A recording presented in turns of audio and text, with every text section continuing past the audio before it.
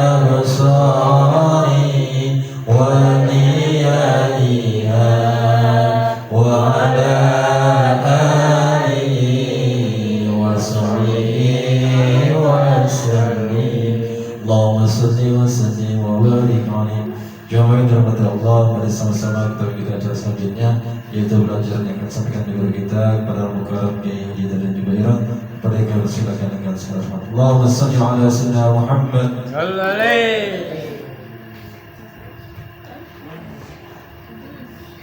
Assalamualaikum warahmatullahi wabarakatuh. Alhamdulillahi hamdan syakirin wa hamdan na'imin wal 'aqibatu lil muttaqin wa la 'udwana illa 'alal zalimin. Asyhadu an la ilaha illallah wahdahu la syarika lah wa asyhadu anna Muhammadan 'abduhu wa rasuluhu la nabiyya ba'dahu. Allahumma salli wa sallim ala sayyidina Muhammadin wa ala alihi wa sahbihi ajma'in. Faqad qala Allah ta'ala fi kitabihil karim wa huwa asdaqul qailin. A'udzu billahi minasyaitonir rajim. Bismillahirrahmanirrahim.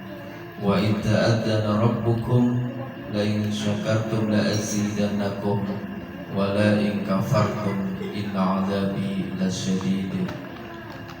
Wa qala Nabi sallallahu alaihi wa alihi wasallam, laqad taraktu fikum amrayni lan tadillu ma tamassaktum bihima kitabullah wa sunnata rasulih.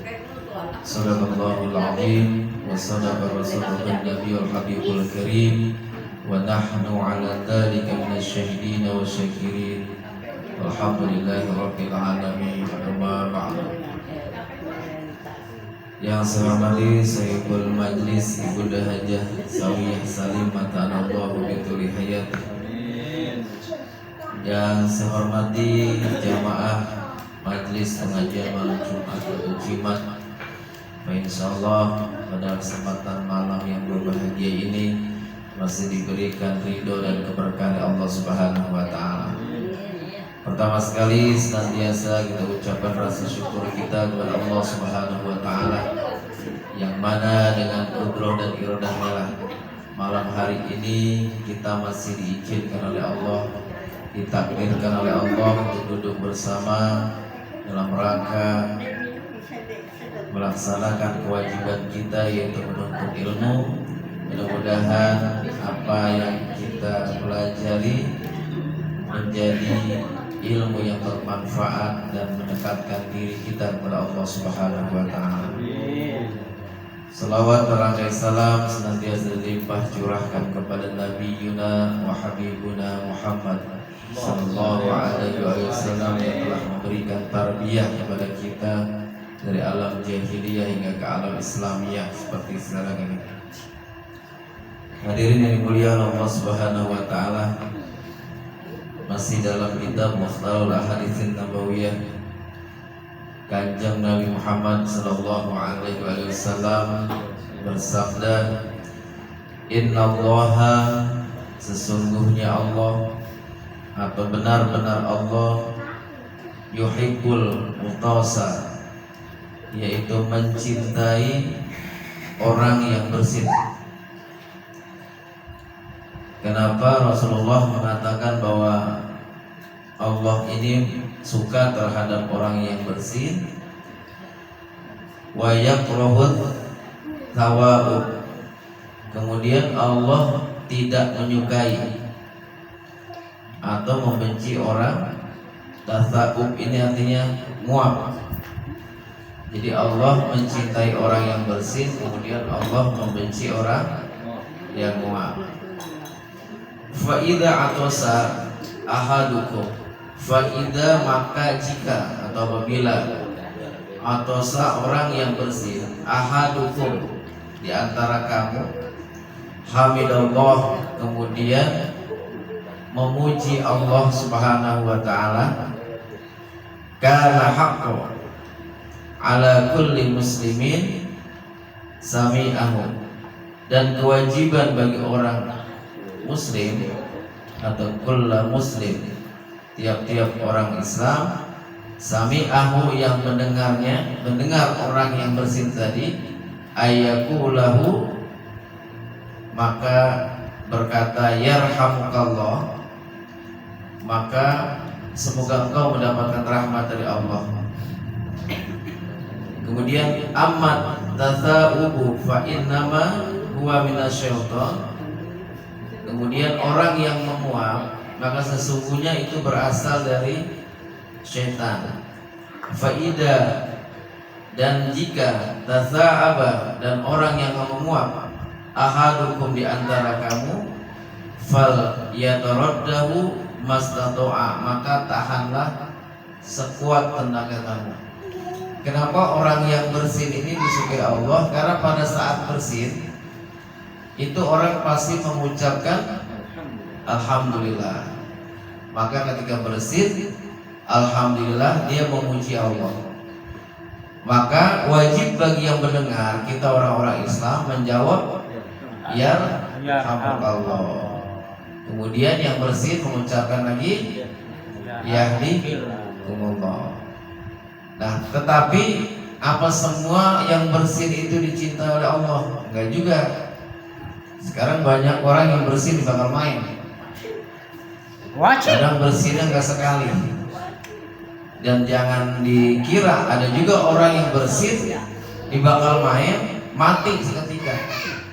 Misalnya wasil gitu kan, terus bakal main. Dia tidak mengucapkan alhamdulillah. Maka bersin yang tadi itu bukan malah dicintai Allah, karena pada saat bersin dia tidak mengucapkan alhamdulillah, tidak memberi kesempatan pada orang yang mendengar bersin itu juga mengucapkan yarhamukallah. Jadi tidak ada saling mendoakan pada saat orang yang bersin ini memainkan bersinnya.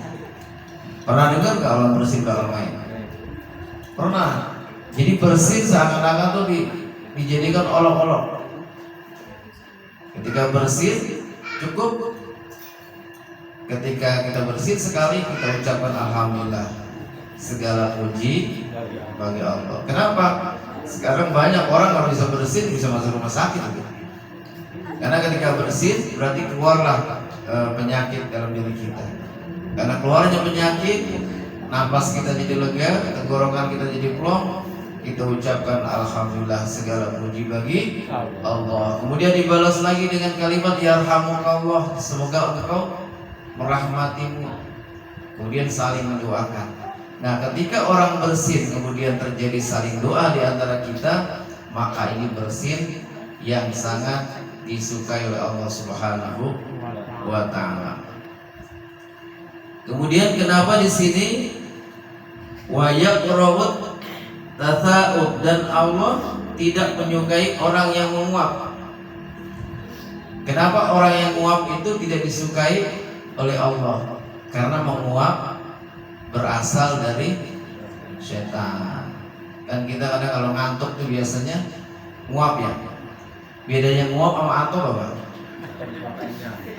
Ya kalau makan, saya makan sih sedikit, cuman bakwan 2 sama mie 5. Terus kita atau gitu kan, kenyang nih tandanya nih gitu. Nah kalau misalnya orang nguap itu biasanya orang yang ngantuk. Nah pada saat nguap ini wajib sekuat tenaga, jangan sampai terjadi nguapnya. Mau ditutup kayak mulutnya, mau diapain kayak ditahan, asal jangan terjadi nguap. Misal kita mau nguap nih, depan kita ada lontong, masukin itu lontong. Jadi nguapnya nggak jadi, hilang. Kenapa harus ditutup? Harus dipaksa untuk tidak jadi nguap ini? Karena fa idza ahadukum idza tasa'aba, ketika kita nguap, dohaka, ini tertawa minhu syaiton. Ketika melihat orang yang nguap maka setan tertawa. Makanya nguap ini tidak disukai. Pertama karena nguap ini berasal dari setan. Kalau sampai terjadi nguap maka setan tertawa ngeliat orang kita nguap. Jangan bakal main juga. Baru nguap, baru mangap, lalu lewat masuk. Ini nggak boleh juga. Jadi kalau bersin tadi kemudian mengucapkan hamdalah, terjadi saling doa dan orang yang mendengar juga mendoakan, balik mendoakan, maka akan mendapatkan kebaikan pahala dari Allah Subhanahu wa taala. Tapi ketika nguap, maka nguap ini berasal dari setan, dan ketika kita nguap semampu kita menahan agar jangan sampai nguap ini terjadi. Kalaupun ditutup dah tuh mulutnya, disumpal pakai tangan agar tidak nguap. Kalau sampai terjadi kita nguap juga, setan akan tertawai kita. Naudzubillahi min dzalik. Kemudian yang kedua, innamal amalu rahmatun minallahi ummati. Innamal amalu, bukan amal ya, ini beda antara amal dengan amal. Amal dengan amal itu beda. Innamal amalu, sesungguhnya amal, harapan. Kalau tulul amal berarti panjang harapan. Kalau panjang harapan biasanya ini nggak boleh menghayal. Enaknya mah ya pagi-pagi nih ada yang bawain pecak lindung gitu, mau harapan terus, gitu kan? Enaknya pagi-pagi ada yang bawain pecak betik, harapan ngayal terus. Tapi kalau amal di sini, sesungguhnya harapan itu rahmatun, itu adalah rahmat minallahi li ummati, itu adalah rahmat dari Allah untuk umatku. Harapan ini gini, kalau misalnya kita pergi kerja, harapannya pengen dapat gaji nggak? Dapat.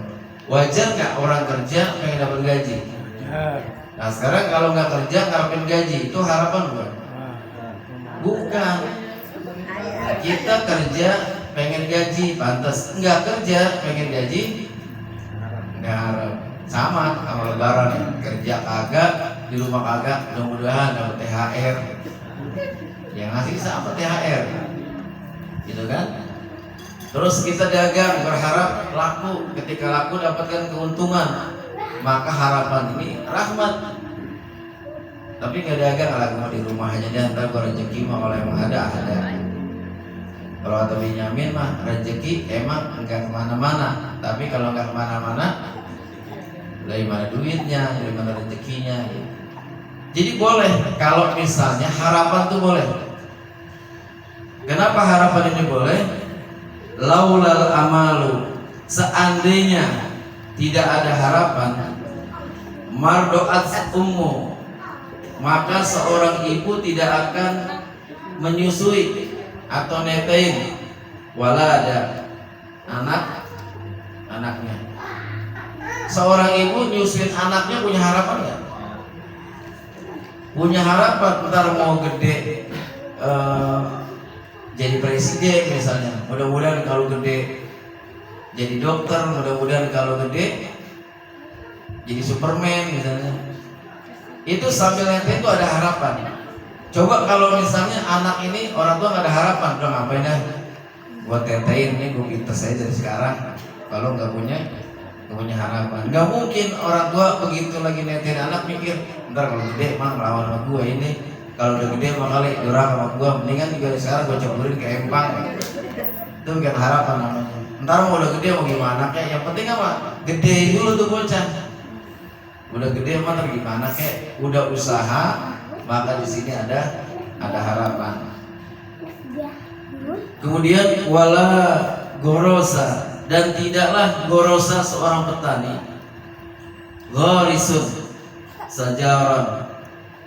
Jika tidak ada harapan, maka seorang petani nggak bakalnya nanam pohon, tidak akan nanam padi, nggak akan nanam kangkung. Ketika nanam kangkung ada harapan, sebulan panen. Kita panen, dicabut, dijual ke pasar, jadi duitnya dibelanjain buat beli beras, berasnya dimakan buat keluarga. Nanam pohon rambutan, berharap apa suatu saat pohonnya gede, rambutannya banyak. Itu harapan. Bukan berarti aku nanam lama benar ya, kalau misalnya buah pada saat masih hidup, kalau udah mati, walaupun kita udah gak ada, maka anak cucu kita yang akan menikmati tanaman itu. Dulu Umar bin Khattab tuh nanam kurma, ditawain sama sahabat, kalau menanam sekarang belum nggak ada juga belum tentu gede kurma. Saya mungkin udah nggak ada, tapi anak cucu saya insya Allah menikmati kurma. Jadi ya sekarang kita pergi haji, pergi umroh, pulang bawa kurma, itu yang nanam tuh dari zaman dulu, dari zaman Rasulullah itu masih kita nikmati. Coba kalau dulu berpikir gua nanam sekarang gua agak makan, ngapain gua tanam. Sama kemarin mungkin kita makan rambutan, makan durian, makan bongbong, juga yang nanam mungkin engkong-engkong kita dulu gitu. Kita udah nikmatin, kita lahir pun gede, rambutannya udah gede. Kita lahir pun duriannya kita udah nikmati kembang duriannya. Coba kalau kecil gua nanam durian dulu, gua mau kembang durian, kira-kira nyampe nggak umur kita? Jadi yang kita tanam sekarang itu adalah harapan. Sekarang gua nanam pohon ini harapan dah gua nggak bisa manen, suatu saat keturunan saya yang manen. Jadi apa yang kita makan sekarang, apa yang kita nikmati sekarang, sebenarnya semuanya diusahain oleh buyut-buyut kita dulu, nenek moyang kita dulu. Kita tinggal nikmati. Ini luar biasa.